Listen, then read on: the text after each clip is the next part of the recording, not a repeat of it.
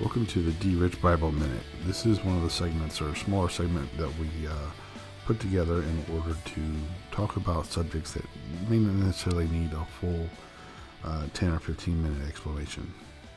Today we're looking at how does God describe himself, or, versus who we say God is. There is a difference between how God in the Bible describes himself and, of course, how we, through religion and tradition, describe God. Many of the religious many of the default religious descriptions all fall back to an omnimax God.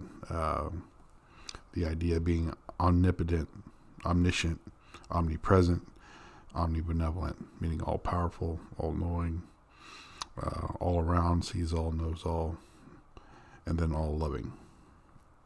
This is the most popular understanding or description of God. But what if I told you nowhere in the Bible does this list appear all in one place? This is another product of scrapbook theology. Not so much in the first three omni aspects as they are mentioned or found in the Bible, but in the fact that God himself never actually uses these terms to describe himself directly. These terms are usually used or reserved when people or prophets or whomever in the Bible is speaking about God or trying to describe a single aspect of God. But God himself doesn't actually use this term when reflecting upon himself or when, describing who he is. That is all except for omnibenevolence. Omnibenevolence is a word that never actually appears in the Bible at all. Omnibenevolence is the idea that God is all loving. Many of the contradictions that we have of God is based on the fact that he's not omnibenevolent, and which makes sense because the Bible, again, never says he's omnibenevolent. In fact, in the Bible, there is a short list of people in whom God hates. The fact that God hates anyone should show you or should tell us that he's not omnibenevolent, but through religion, tradition, people knowing better than the Bible apparently about God, we have attributed him an attribute that was not or never intended. It is true that God has boundless love, but it's reserved and it's conditional. John 3:16 even describes or is proof of this condition in that it says, God so loved the world that he gave his only begotten Son, that whosoever believes. This whosoever is a condition.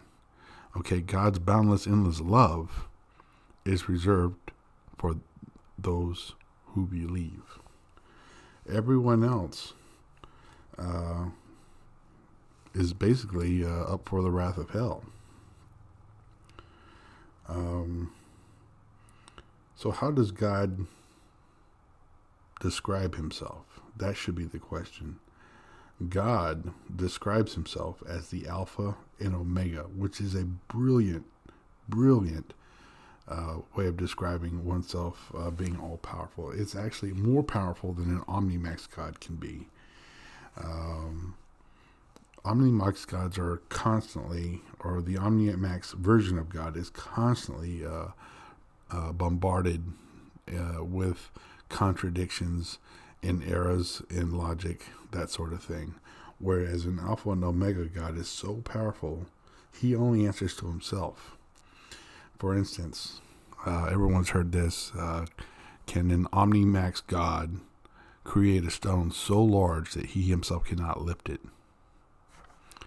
If he could, then he's not all powerful. You see the problem here?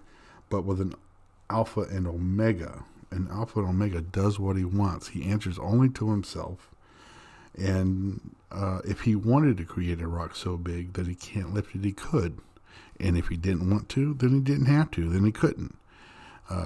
He is his own master. He is his own authority. He's his own author of power and limits. He answers to no one. That's what Alpha and Omega means. It's the very first word. It's the very first and then the last word on any and everything. He gets to decide what is good, what is bad. He gets to decide the limits of the universe. That's the strength of an Alpha and Omega versus an Omnimax. This also solves the problem of evil. The Epicurean paradox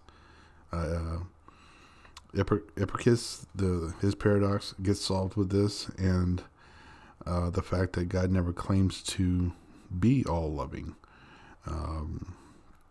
yet his love does extend conditionally and boundlessly to those in whom believe in him.